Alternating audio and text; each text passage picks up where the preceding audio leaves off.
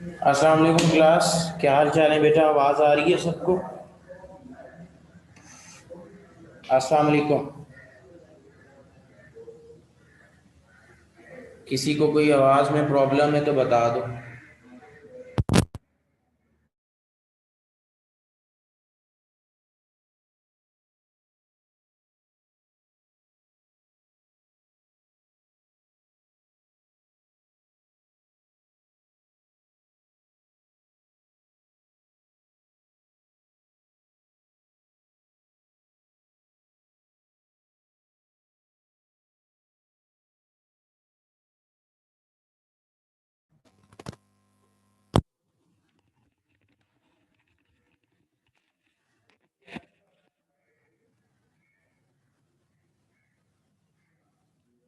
Chapter 8 में किसी को कोई मसला है तो बताओ।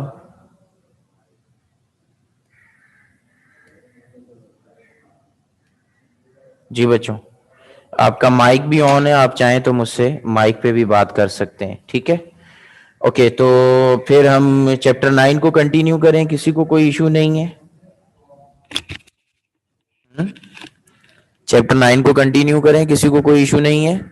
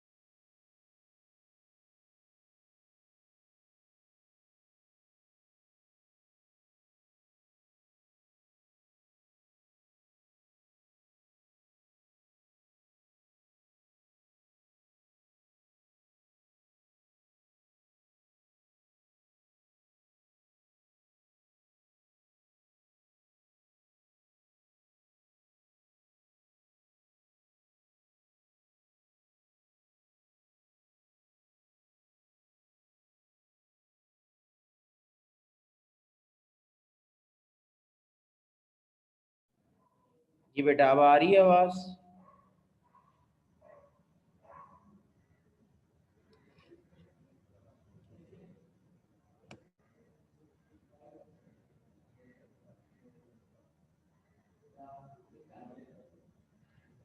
ठीक है जी।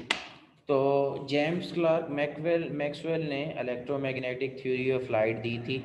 कहते हैं according to which light waves are electromagnetic in nature, which need no medium for their propagation. Which need no medium for their propagation. ठीक है जी, इलेक्ट्रोमैग्नेटिक वेव्स को ट्रैवल करने के लिए मीडियम की ज़रूरत नहीं होती, and hence can travel through vacuum, और वो वैक्यूम से ट्रैवल कर सकती हैं। फिर वो कहता है कि he suggest these waves consist of an oscillating electric and magnetic field. ठीक है जी, oscillating electric and magnetic field, ये मैं इंशाल्लाह ताला आपको चैप्टर के लास्ट पे जो हमारा पोलराइजेशन का टॉपिक है उसमें बताऊंगा। Suggested that these wave consist of an oscillating electric and magnetic field. उसके कहने का मतलब ये था कि मैं इसको, चलो आप लोगों को बना के भी दिखाता हूँ थोड़ा सा, ताकि, ठीक है, ये हमारा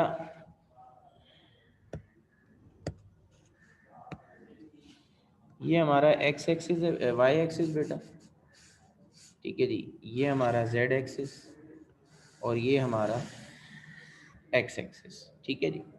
तो ऑसिलेटिंग इलेक्ट्रिक मैग्नेटिक फील्ड का क्या मतलब है कि ये जो हमारा वाई एक्सिस है, इस पे हमारी मैग्नेटिक फील्ड होती है इस तरीके से। ठीक है जी। और जो हमारा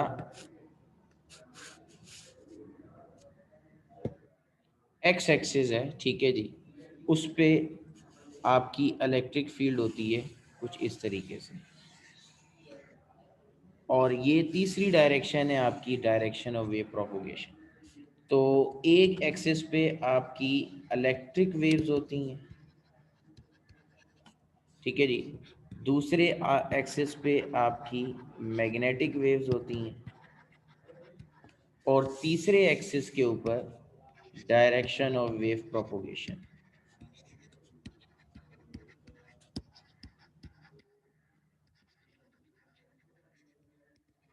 आप इसको ऐसे देख लो, ठीक है जी, देखो ये आ गई वाई एक्सिस पे, ठीक है, ये लाइन है ना जेड, यहाँ से लेते हैं,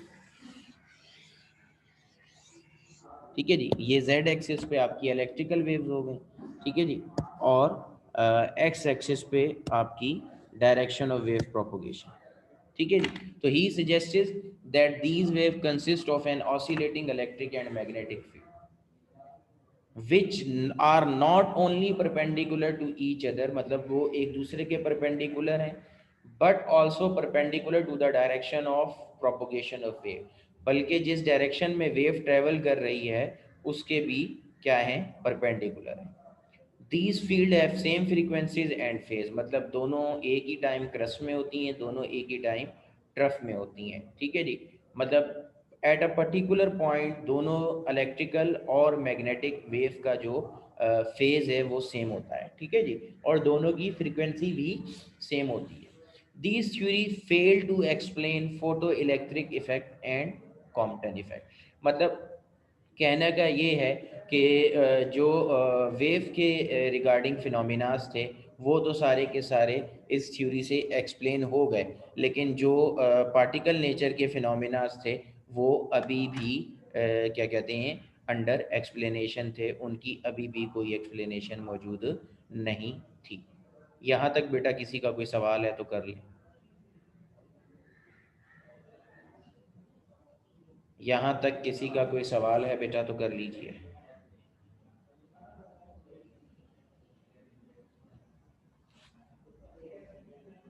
ओके, फिर आगे चलते हैं। क्वांटम थ्योरी, ठीक है जी, क्वांटम थ्योरी दी थी मैक्स प्लांक ने, ठीक है जी, Planck's quantum theory of light, ठीक है जी, Planck's quantum theory of light. इन्होंने मतलब जो पहली तीनों थ्योरीज थी उनका ऐसे समझो कि वो क्या कहते हैं कि उनको निचोड़ लिया, कहते हैं कि according to this theory light travel in the form of very tiny particles of energy, ठीक है जी।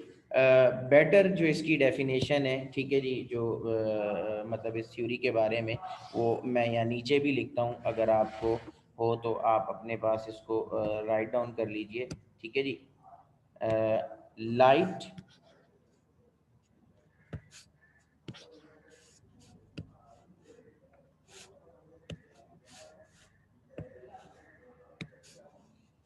लाइट क्या बात है, लिख क्यों नहीं रहा है ये,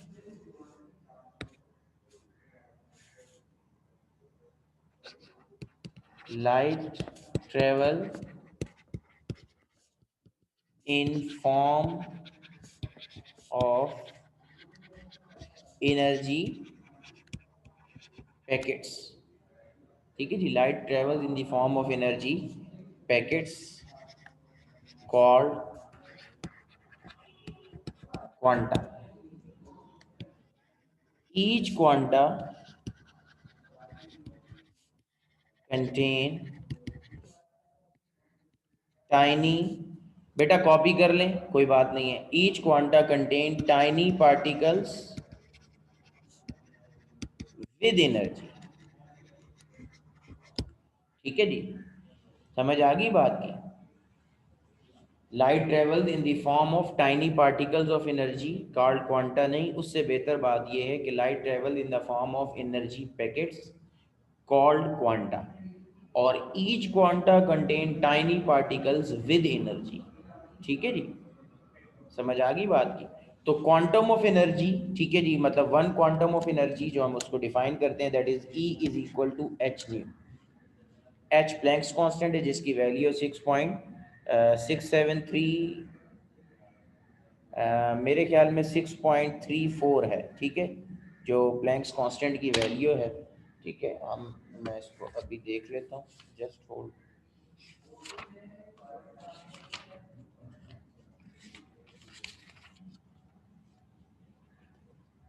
just a minute. Light travels in the form of energy packets, Planck's constant की जो वैल्यू है एच, ये मुझे गलत लग रही है यहाँ पे,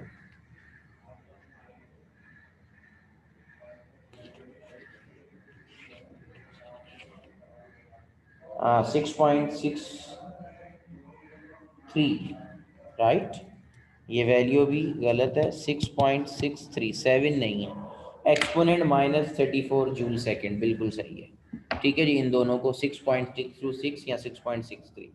this theory suggest that energy of light, this theory suggest that energy of light depends upon its frequency, ठीक है जी। इस थ्योरी के मुताबिक जो लाइट की एनर्जी है वो डिपेंड करती है इसकी फ्रीक्वेंसी के ऊपर। अब ज़रा तवज्जो तलब बात यहाँ पे क्या है, तवज्जो तलब बात बेटा यहाँ पे ये है कि देखो, फ्रीक्वेंसी वेव की होती है, ठीक है जी, फ्रीक्वेंसी जो है वो वेव की होती है, समझ आ गई। और wave are the carrier of energy, wave are the carrier of energy.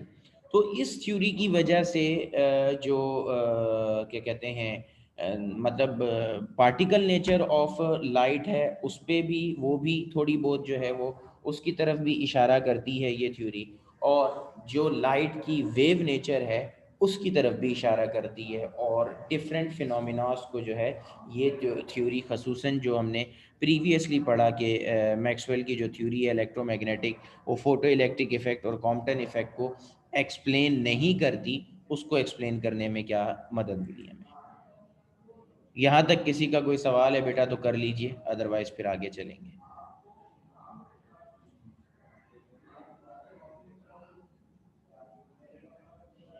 यहाँ तक किसी का कोई सवाल है बेटा तो कर लीजिए।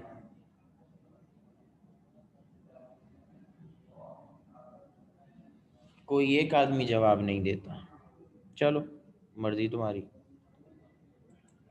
ओके जी, नेक्स्ट हमारा टॉपिक है वेव फ्रंट, ठीक है जी। मैक्सवेल की जो थ्योरी है दैट इज इलेक्ट्रोमैग्नेटिक थ्योरी, के light travel in the form of electromagnetic waves, ठीक है जी, light travel in the form of electromagnetic waves. इस थ्योरी ने हैगन को सपोर्ट किया था, मैक्सवेल की थ्योरी ने हैगन को क्या किया था, सपोर्ट किया था, क्योंकि हैगन ने भी यही कहा था कि light travel in the form of wave. लेकिन उसने क्योंकि सिंपल मैग्नेटिक वेव के बारे में कहा था, और उस टाइम वेव की प्रोपोगेशन के लिए ये बात ज़रूरी थी कि कोई ना कोई मीडियम होना चाहिए, तो हैगन साहब यहाँ पे फंस गए।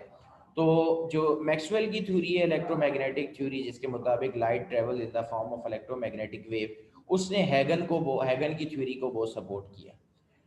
क्योंकि इलेक्ट्रोमैग्नेटिक वेव को जो है वो ट्रैवल करने के लिए मीडियम की ज़रूरत नहीं होती। तो मैक्सवेल की जो थ्योरी थी कि light travel in the form of electromagnetic wave, उससे हैगन को सपोर्ट हो गई, और ये बात क्लियर हो गई कि जो लाइट की वेव्स हैं वो लाइट की जो ट्रैवलिंग है वो in the form of wave ही है, बट इलेक्ट्रोमैग्नेटिक वेव्स।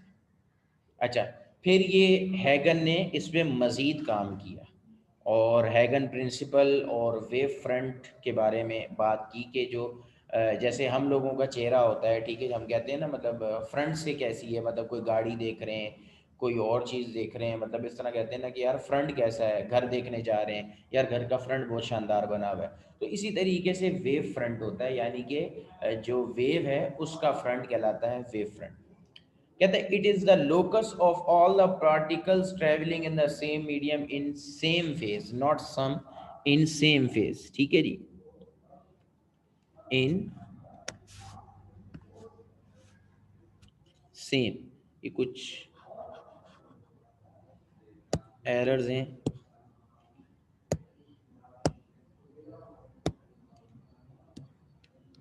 सॉरी ये सेम फिर, ठीक है जी। It is locus of all point, locus का मुतालिक मतलब ये कोई आपका सोर्स है, सोर्स ऑफ लाइट, ठीक है जी। और स्फेरिकल में मतलब ये कि लाइट जो इससे निकलेगी वो ऐसे जैसे सूरज से शुआएं निकलती हैं ऑल अराउंड। तो ये अगर पहली वेव है तो ये जो वेव है ये दूसरी वेव जो इसके बाद वाली वेव है उसका सोर्स है। इसी तरह फिर ये तीसरी वेव का सोर्स है। समझ आ रही है बात की? तो मेन सोर्स आपका ये, उससे ये पहली वेव, ये दूसरी वेव, ये तीसरी वेव, हर वेव अपने से अगले वाली वेव का सोर्स होती है। तो वेव फ्रंट मतलब वेव का फ्रंट कैसा है, either it is spherical either it is plane, ठीक है जी। स्फेरिकल वेव फ्रंट है या प्लेन वेव फ्रंट है। तो कहते हैं spherical wave front, it is a wave front close to the source and spherical in shape. जितना सोर्स ऑफ लाइट के आप करीब होते जाएंगे उतना वेव फ्रंट यानी कि वेव की जो फ्रंट है वो क्या होती जाएगी, स्फेरिकल होती जाएगी, ठीक है जी। तो इसीलिए जो सोर्स के करीब वेव्स होती हैं लाइट की उनका वेव फ्रंट जो होता है वो स्फेरिकल होता है।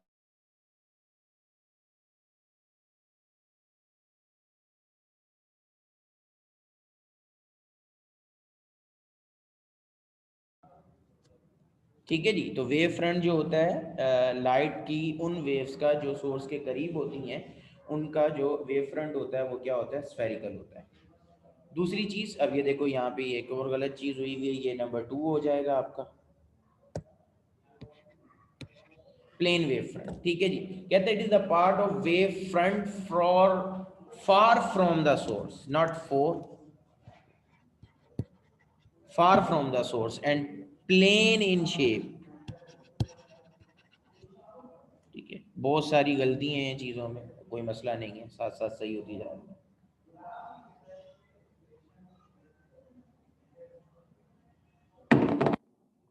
Plane in shape, far from the, मैं समझाता हूँ देखो, ये सोर्स है, अब इसके करीब करीब ये स्फेरिकल है, ये भी स्फेरिकल है, ये भी स्फेरिकल है। अब ये देखो ये स्फेरिकल है, अब इससे आगे वाले क्या हो गए, प्लेन होते जा रहे हैं, ठीक है जी। तो सोर्स के करीब जो वेव फ्रंट्स हैं ये स्फेरिकल है, ठीक है जी। और सोर्स से दूर जो हैं ये कौन से हैं, प्लेन, ठीक है जी। इसमें किसी का कोई कंफ्यूजन कोई सवाल है तो कर लो।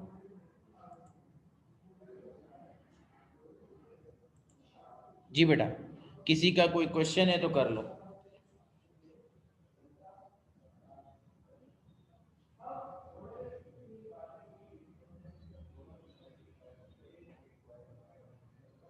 किसी का कोई क्वेश्चन है तो कर लीजिए।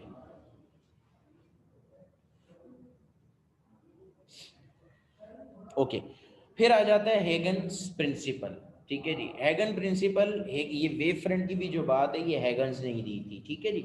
इसमें मजीद बातचीत क्या है, मजीद बातचीत ये है कि हैगन कहता है हैगन principle consist of two parts, जरा तवज्जो से, ठीक है जी। हैगन principle consist of two parts, every point on a wave front can be consider as a source of secondary spherical wavelet. ये बात मैं आपको पहले बता चुका हूँ। कहने का मतलब, ठीक है जी, ये कोई वेव है, ठीक है जी, और ये उससे आगे दूसरी वेव है, तवज्जो रहेगी। तो अगर आप ऐसे लाइंस ड्रॉ करें, ठीक है, तो ये जो पॉइंट ऑफ इंटरसेक्शंस हैं यहाँ पे आपका सोर्स है, सोर्स से ये वेव निकली, अब ये जो पॉइंट है ये, ठीक है जी, ये अगली वेव के लिए सोर्स है। फिर ये जो पॉइंट्स हैं ये इससे आगे वाली के लिए, फिर ये जो पॉइंट्स हैं ये इससे आगे वाली के लिए। कहने का मतलब ये है कि ये मेन सोर्स है, ठीक है जी, और फ्रंट वाली वेव के पीछे वाली सेकेंडरी सोर्स है, उससे पीछे वाली फिर सेकेंडरी सोर्स है। तो कहते हैं every point on a wave front can be consider as a source of secondary spherical wavelet. हर वेव अपने से आगे वाली के लिए सेकेंडरी सोर्स के तौर पे काम करती है। प्राइमरी सोर्स तो आपका सोर्स ऑफ लाइट हो गया, ठीक है जी, लेकिन आगे कितनी वेव्स हैं कोई पता नहीं है। तो हर वेव अपने से आगे वाली वेव के लिए एज ए सेकेंडरी सोर्स का काम करती है, ठीक है जी। दूसरी बात कहते हैं the new position of the wave front can be found by directing a plane tangential to the secondary wave front. ये जो मैंने आपको लाइनें ड्रॉ करके बताई, इसके बारे में बात कर रहा है कि आप उस वेव फ्रंट को डिटरमाइन कैसे करेंगे, टेंजेंट ड्रॉ करके उस वेव फ्रंट को क्या करेंगे, डिटरमाइन करेंगे। किसी का यहाँ तक कोई क्वेश्चन है तो कर लीजिए, अदरवाइज फिर हम आगे चलेंगे।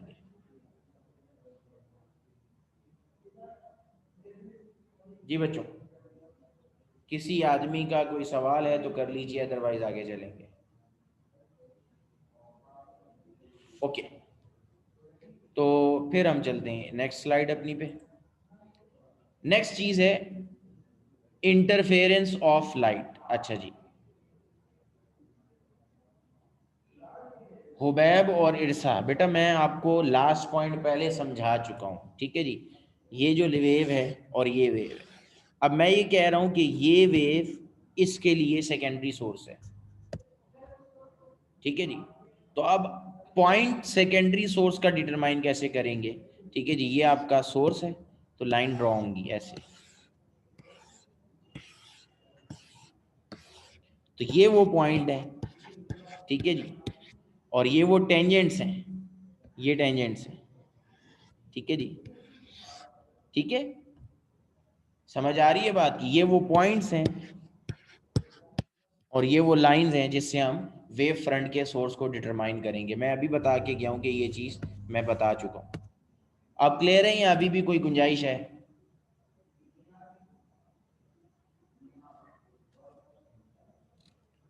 चलें जी आगे चलते हैं। इंटरफेरेंस ऑफ लाइट, ठीक है जी।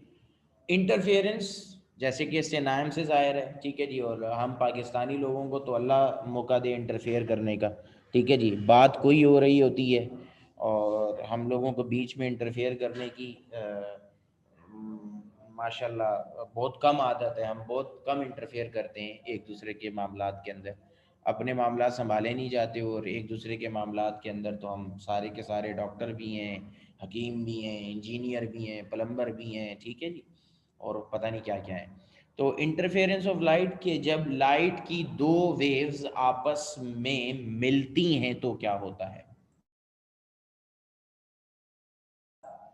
लाइट की वेव्स आपस में मिलती हैं तो क्या होता है, ठीक है जी।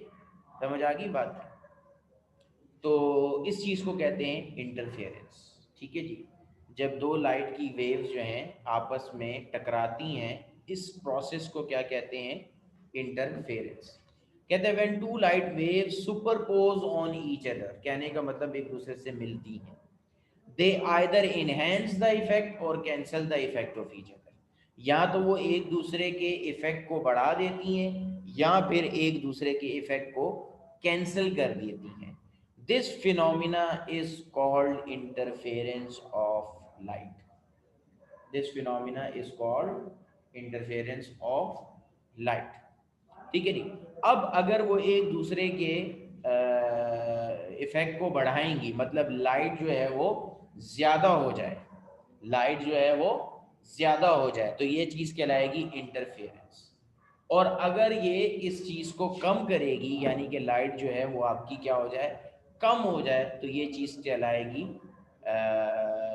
सॉरी, अगर लाइट बढ़ जाएगी तो ये चीज कहलाएगी कंस्ट्रक्टिव इंटरफेरेंस, और लाइट कम हो जाएगी तो ये चीज कहलाएगी डिस्ट्रक्टिव इंटरफेरेंस, ठीक है जी। अब कंस्ट्रक्टिव और डिस्ट्रक्टिव का भी मामला जो है मैं आपको समझाता हूँ।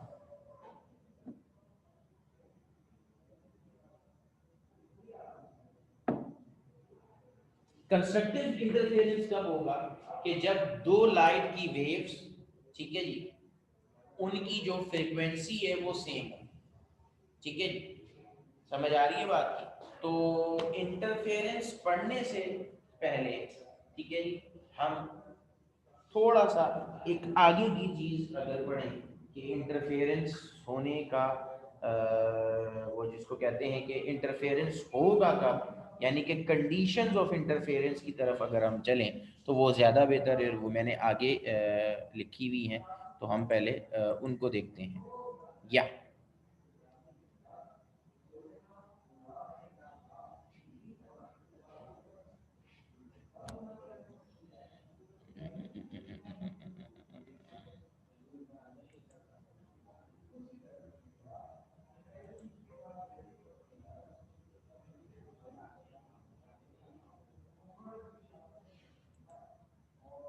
जस्ट होल्ड ऑन बेटा।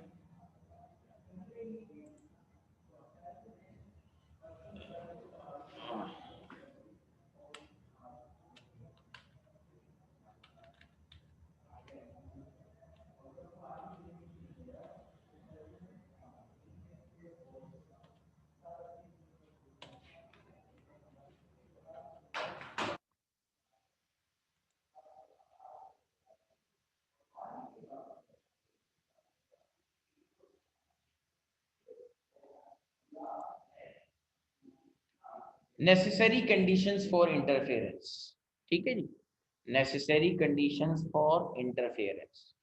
कहते हैं two sources of light must have phase coherence, ठीक है जी। फेस कोहेरेंस का मतलब जो दोनों सोर्सेज हैं लाइट के, ठीक है जी, लाइट की जो वेव है, दो है तीन है वॉट एवर, ठीक है जी, दो सोर्सेज अगर हैं तो दोनों फेस कोहेरेंस होने चाहिए। फेस कोहेरेंस का मतलब क्या है कि दोनों का फेज सेम होना चाहिए, आइदर दोनों क्रस्ट में होने चाहिए, आइदर दोनों ट्रफ में होने चाहिए, या उनका पॉइंट ऑफ कांटेक्ट जो है वो सेम होना चाहिए। ये कंडीशन ऑफ इंटरफेरेंस है, मतलब इसके बगैर इंटरफेरेंस पॉसिबल नहीं होगा। That means phase coherence, two sources should emit continuous wave of same frequency and of same phase or constant different of phase। कहने का मतलब दोनों सोर्सेज से जो लाइट वेव इमिट हो रही है उसकी फ्रीक्वेंसी सेम होनी चाहिए, ठीक है जी, उसका फेज सेम होना चाहिए, या फिर दोनों में अगर डिफरेंस है तो वो जो फेज का डिफरेंस है वो कांस्टेंट होना चाहिए, ठीक है जी। फेज का जो डिफरेंस है वो क्या होना चाहिए, कांस्टेंट होना चाहिए। कहने का मतलब, ठीक है जी, एक हाफ फेज का डिफरेंस है, एक फेज का डिफरेंस है, दो फेज का डिफरेंस है, या जितने भी फेजेस का डिफरेंस है वो क्या होना चाहिए, कांस्टेंट होना चाहिए, ठीक है जी। दूसरी, two sources should be monochromatic, monochromatic एक ही कलर की लाइट होनी चाहिए। मोनोक्रोमेटिक का क्या मतलब है, लाइट ऑफ सिंगल वेवलेंथ, नीली पीली काली, ठीक है जो भी हो। एक चीज और समझ लीजिए कि इंटरफेरेंस हम कभी भी व्हाइट लाइट से नहीं करते, ठीक है जी।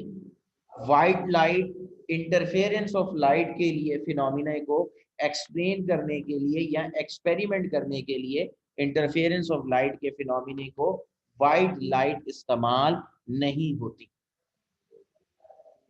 ठीक है जी। और आखिरी बात, the principle of superposition, linear superposition is applicable, ये कंडीशन, ठीक है जी। तो अब हम कंस्ट्रक्टिव और डिस्ट्रक्टिव इंटरफेरेंस देख लेते हैं पीछे होके जी। तो इंटरफेरेंस में वो कहता है कि व्हेन टू हो गई, कंस्ट्रक्टिव कब होती है, that type of interference in which light wave enhance the effect of each other is called constructive interference.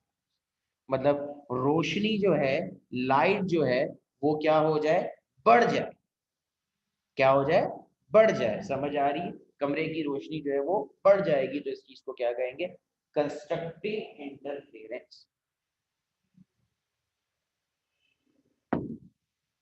कहते the intensity of the combined wave is greater than the intensity of the individual wave, ठीक है जी। जो light की intensity होगी वो दोनों wave की intensities के सम के बराबर होगी, उनको ऐड करेंगे तो हमारे पास टोटल आएगी। अच्छा, फॉर कंस्ट्रक्टिव इंटरफेरेंस, अगर आपका कंस्ट्रक्टिव इंटरफेरेंस है, path difference, path difference, path difference का क्या मतलब, the difference between path traveled by the two waves. Path difference का क्या मतलब? The difference between path travelled by the two waves. मिसाल मैं आपको देता हूं, मैं जैसे जिस कमरे में बैठा हुआ हूं वहां पे दो सेवर जल रहे हैं, ठीक है जी। एक सेवर मेरे करीब है, एक सेवर मेरे से दूर है। गर्चा दोनों की रोशनी सेम है, ठीक है, लेकिन दोनों रोशनियां जो मुझ तक पहुंच रही हैं उन दोनों का जो पाथ है वो डिफर है। एक के मैं करीब बैठा हूं तो उसका जो डिस्टेंस है वो कम है, एक जिससे मैं दूर बैठा हूं उसका डिस्टेंस मुझसे ज्यादा है। तो that is called path difference. किसी का कोई सवाल है इस बारे में तो कर लीजिए।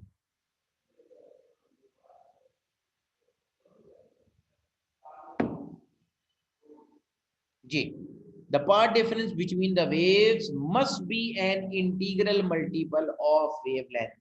कंस्ट्रक्टिव इंटरफेरेंस के लिए जो पाथ डिफरेंस है वो क्या होना चाहिए?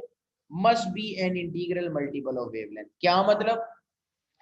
दोनों वेव्स के दरमियान path difference equal to M lambda. M lambda यानी कि वेवलेंथ। वेवलेंथ ये क्या होता है? ये इसको कहते हैं वेवलेंथ। वेवलेंथ की डेफिनेशन हमने लिखी हुई है, distance between two consecutive crest, distance between two consecutive trough और identical point, distance between two identical points, इसको कहते हैं वेवलेंथ।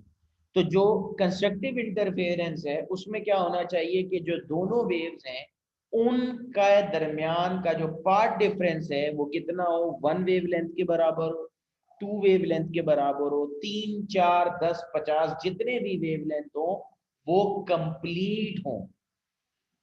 वो क्या हो? Complete wavelength. मिसाल के तौर पे एक वेव यहां से आ रही है, ये उसका पाथ, समझ आ रही है बात की, और एक वेव इसके पीछे से आ रही है, समझ आ रही है बात की, एक वेव क्या आ रही है? इसके पीछे से आ रही है। तो कहने का मतलब जब वो यहां पहुंचे इस जगह पे, ये इससे पीछे उसने कितना वेवलेंथ ट्रेवल किया है कोई मसला नहीं है, लेकिन जब वो इस जगह पहुंचे जहां से पहली ट्रेवल कर रही है तो उन दोनों का फेस क्या हो? सेम।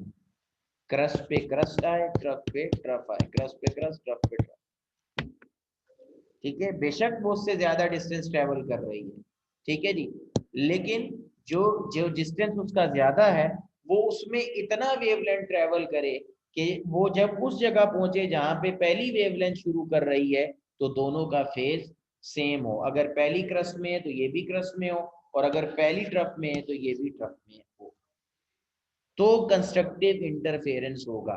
लुबेलुबाब ये है कि अगर दोनों वेव का फेज सेम होगा तो that will be constructive interference. जी, किसी का कोई सवाल है तो कर लीजिए।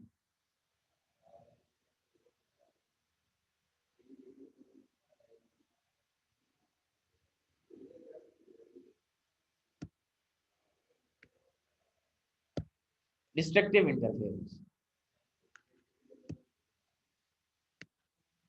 जी, that type of interference in which two light wave reduce or cancel the effect of एक दूसरे के इफेक्ट को क्या करेंगे?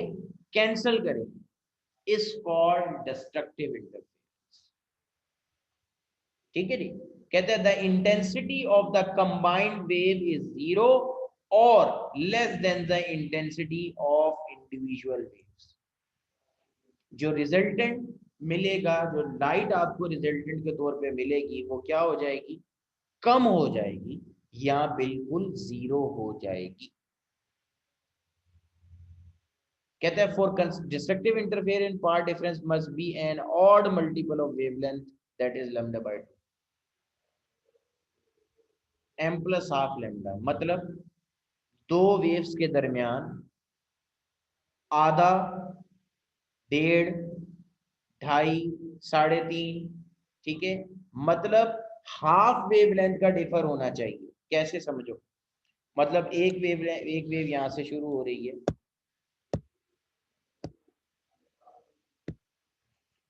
ये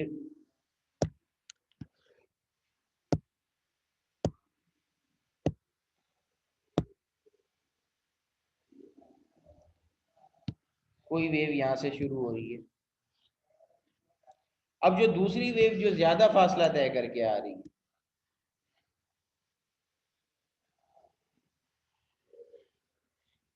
ये क्रस्ट है, ये ट्रफ है,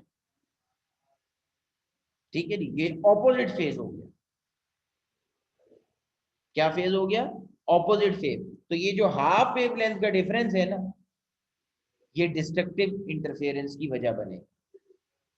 मतलब इससे क्या होगा, थ्रू आउट एक वेव का क्रस्ट चलेगा, दूसरी का ट्रफ चलेगा, एक का ट्रफ चलेगा, दूसरी का क्रस्ट चलेगा। तो नतीजा क्या निकलेगा, जो रिजल्टेंट वेव है लाइट है, वो या तो कम बिल्कुल जीरो हो जाएगी, या क्या हो जाएगी, कम हो जाएगी। तो ये कहलाएगी हमारी डिस्ट्रक्टिव इंटरफेरेंस। जी, किसी का कोई सवाल है तो कीजिए। Constructive interference, destructive interference, interference, conditions of interference, इंतहाई इंपॉर्टेंट टॉपिक। ठीक है जी। ये टॉपिक ऐसे नहीं है कि मैं आपको थ्योरेटिकली एक्सप्लेन कर रहा हूँ तो आप ये समझें कि ये इंपॉर्टेंट नहीं है, ऐसा कुछ नहीं है जी। यहाँ तक मामलात हो गए हैं तो फिर हम आगे चलेंगे।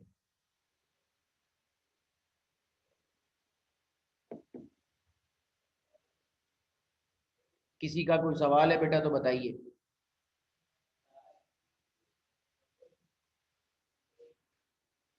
Any question?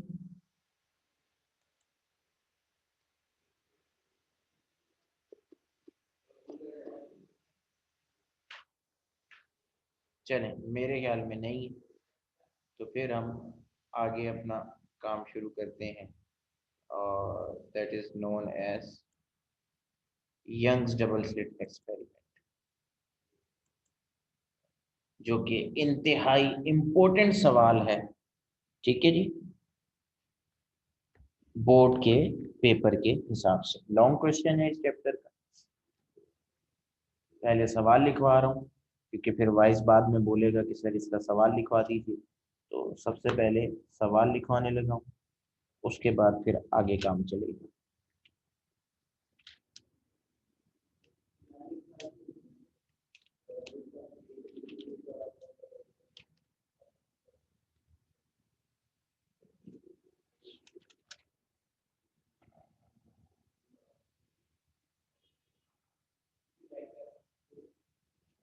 2019 के पेपर में डबल स्लिट एक्सपेरिमेंट का सवाल आया भी नहीं है।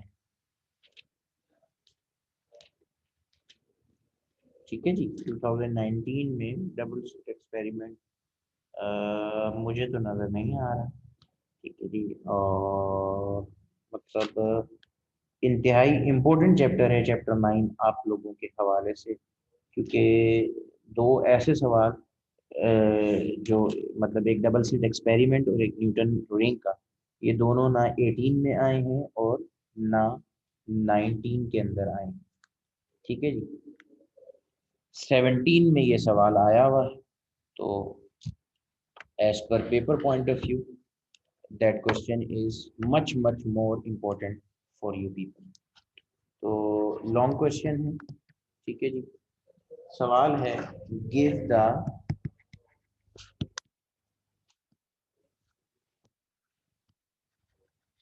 quantitative description of Young's double slit experiment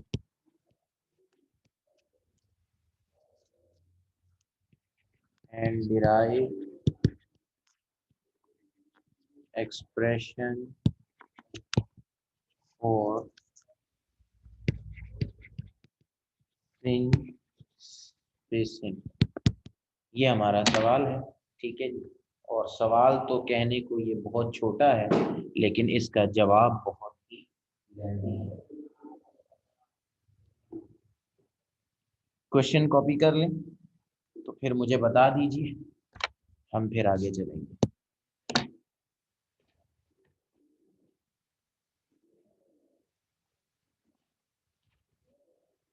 question copy कर लें, कॉपी करके मुझे ओके कर दीजिए।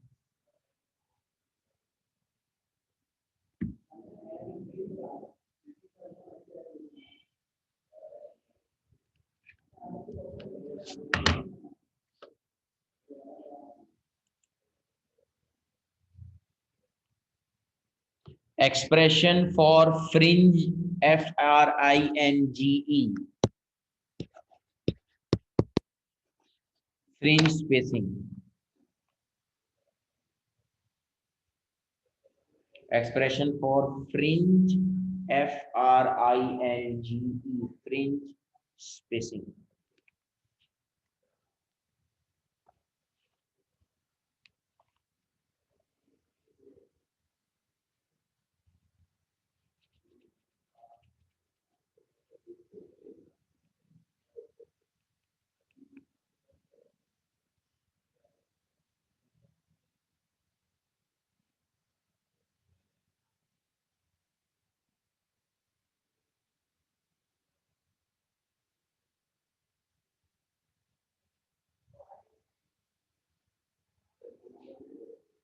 Spacing, fringe spacing, SPACING, fringe spacing.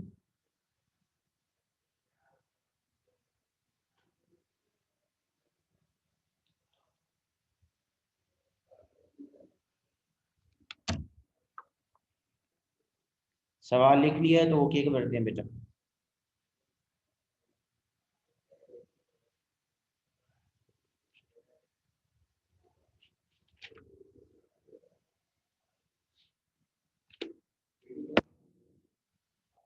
चले बेटा, अच्छा हेडिंग देंगे यंग्स डबल स्लिट एक्सपेरिमेंट।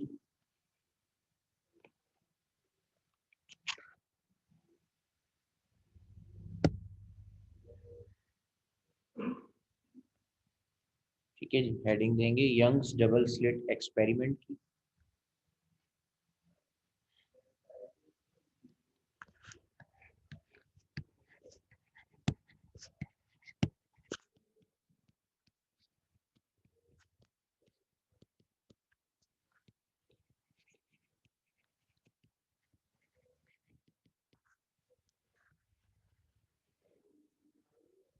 ठीक है,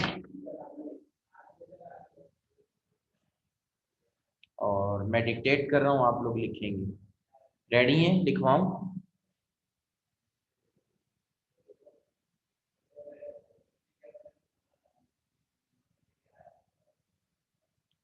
जी बच्चों, रेडी हैं सब लोग, लिखवाऊं? ओके जी। इन 1801, सन 1801,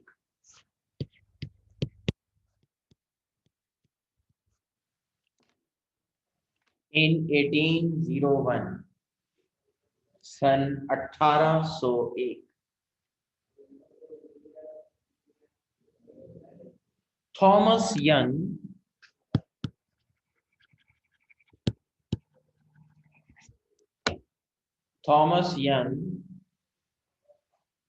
performed an experiment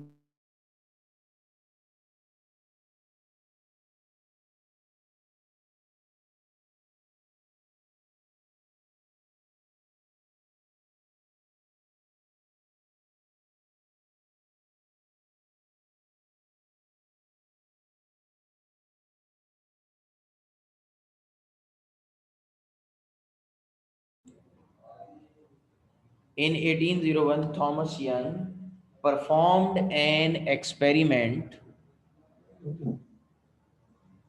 In 1801, Thomas Young performed an experiment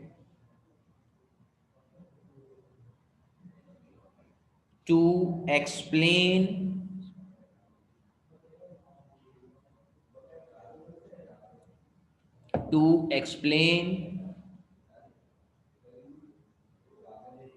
the phenomena of to explain the phenomena of to explain the phenomena of interference of light. To explain the phenomena of interference of light.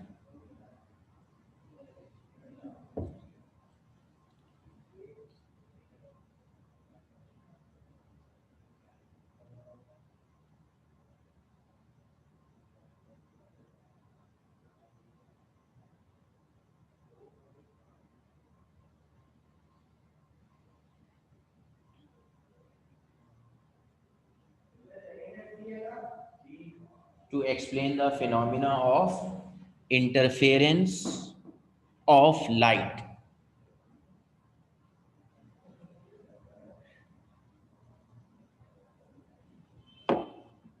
To explain the phenomena of interference of light.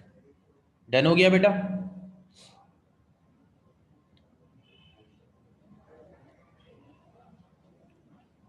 जी बेटा हो गया, सबका हो गया, okay. अब heading दें experimental arrangement.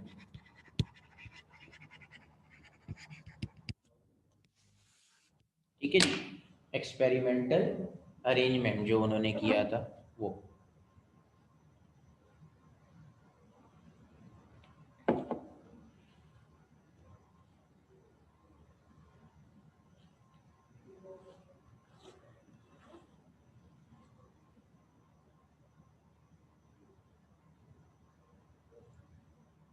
जी heading हो गई?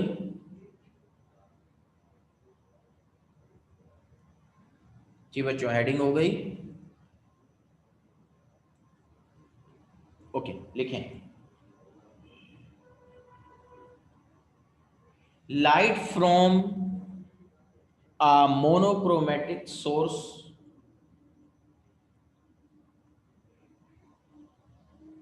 light from a monochromatic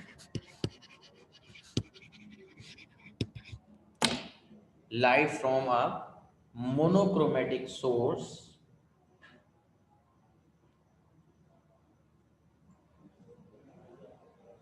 incident on a screen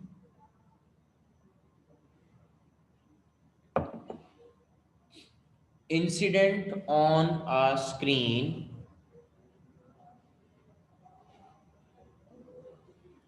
incident on a screen which has a narrow slit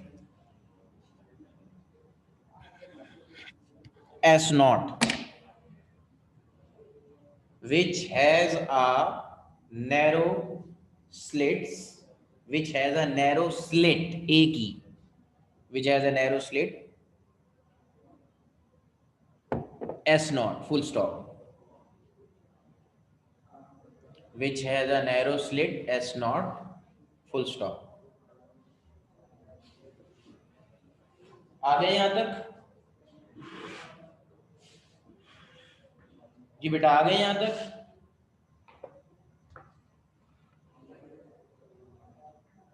okay, the wave, मैं दोबारा रिपीट कर रहा हूं, light from a monochromatic source incident on a screen which has narrow slit S naught, full stop.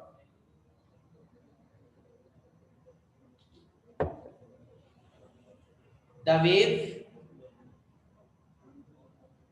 wave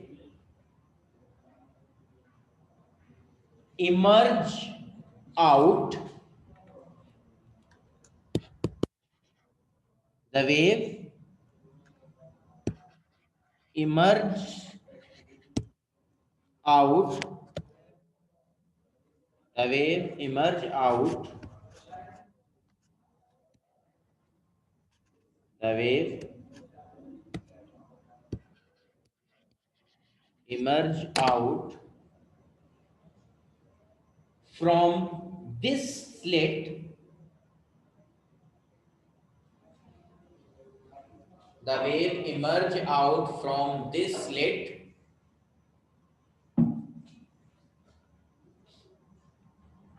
is allowed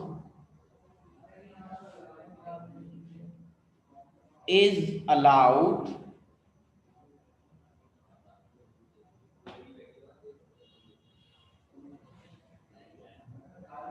to incident on a second screen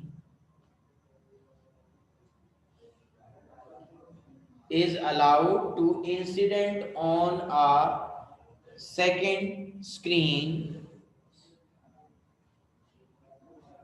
is allowed to incident on a second screen. Isha मुझे spelling नहीं आते बेटा, आई से आता है, ई से आता है, मुझे नहीं पता. Is allowed emerge out from this slit is allowed to incident on a second screen. The wave emerge out from this slit is allowed to incident on a second screen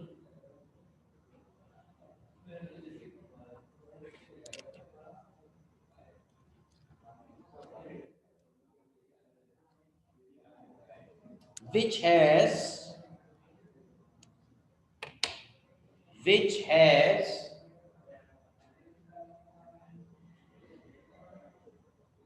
which has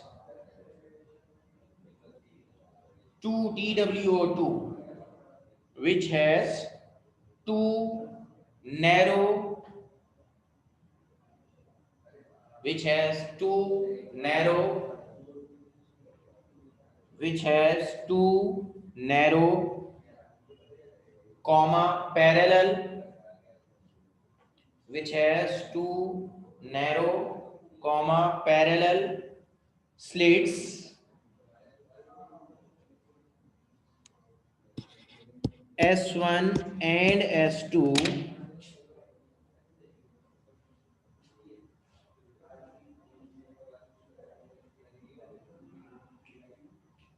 S1 and S2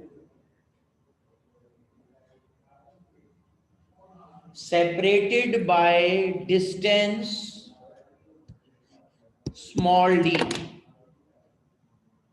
separated by distance small d.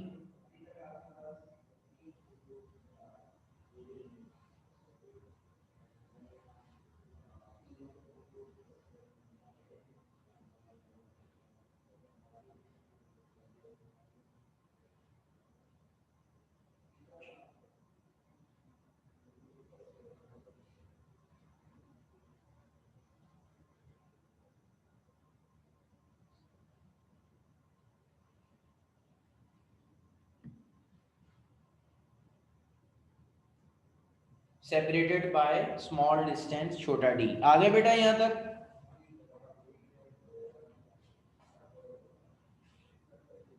जी बच्चों हो गया यहां तक.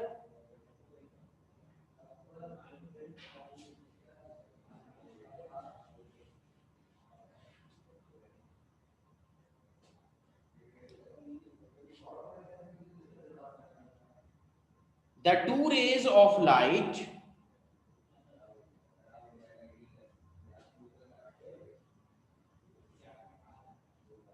the two rays of light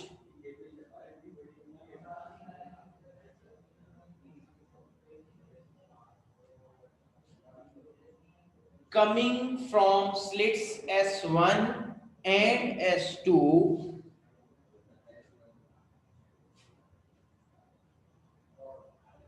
coming from slit S1 and S2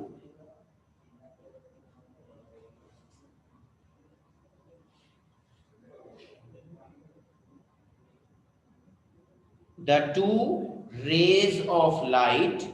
अब मैं waves का लफ्ज नहीं rays कह रहा हूं, waves भी कह सकते हो, कोई मसला नहीं. The two rays of light coming from slits S1 and S2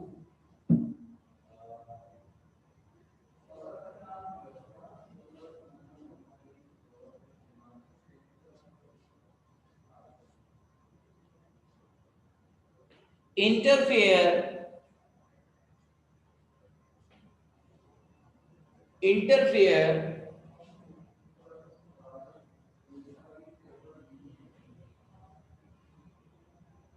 constructively and destructively, interfere constructively and destructively, interfere constructively and destructively,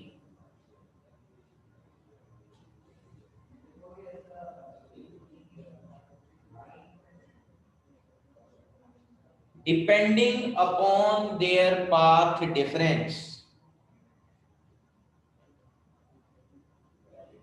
depending upon their path difference,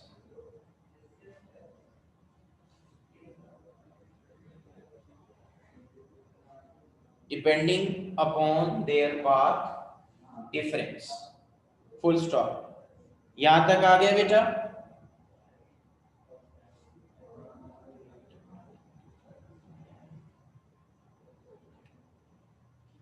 okay, next line में लिखें, interference pattern,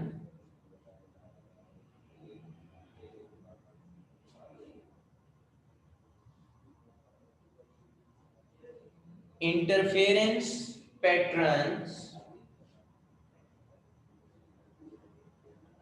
interference patterns are observed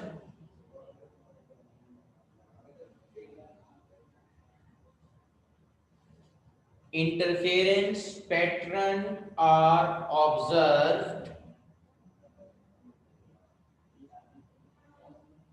interference pattern are observed on a screen, on a screen at distance L, at distance L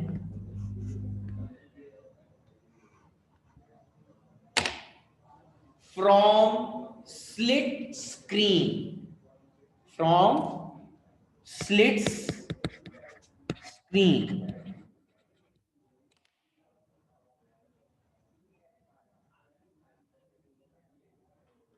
interference pattern are observed on a screen at distance L from slit screen at point P,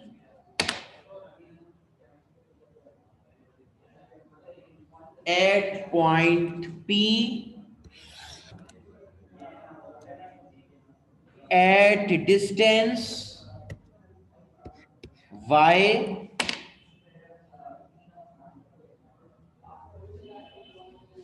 at distance Y from center C, from center C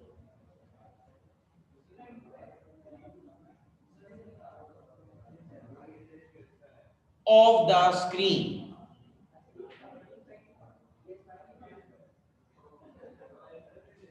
from at distance at point P at distance Y from center C of the screen। जी बेटा आ गए यहां तक?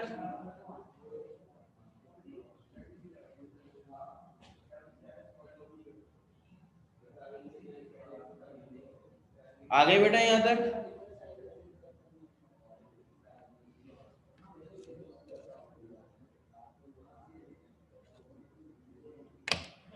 बेटा दोबारा मैं क्या repeat करूं, मतलब मुझे, मैं कोई देख के थोड़ी लिखवा रहा हूं आप लोगों को। Interference patterns are observed on a screen at distance L from a slit screen at point P at distance Y from center C of the screen. जी हो गया सबका?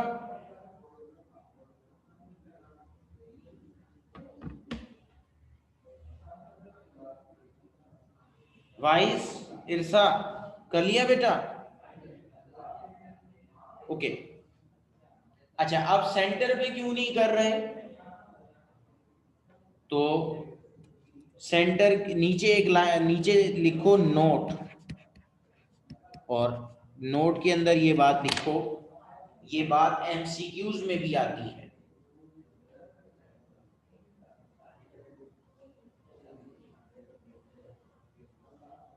The center of the screen is always bright.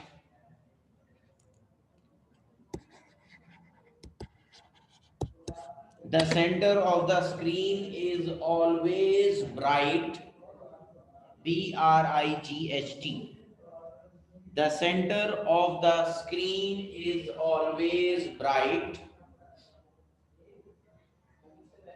The center of the screen is always bright due to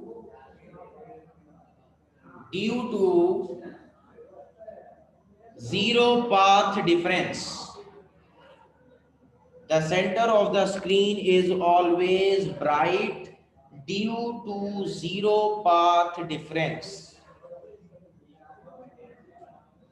The center of the screen is always bright due to zero path difference. जी बेटा हो गया सबका यहां तक?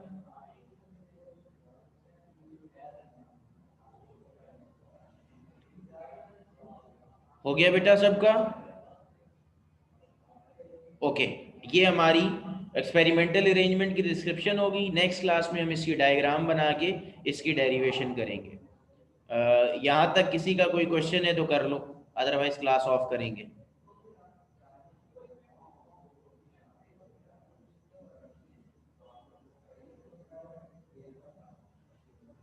Any question बेटा किसी का?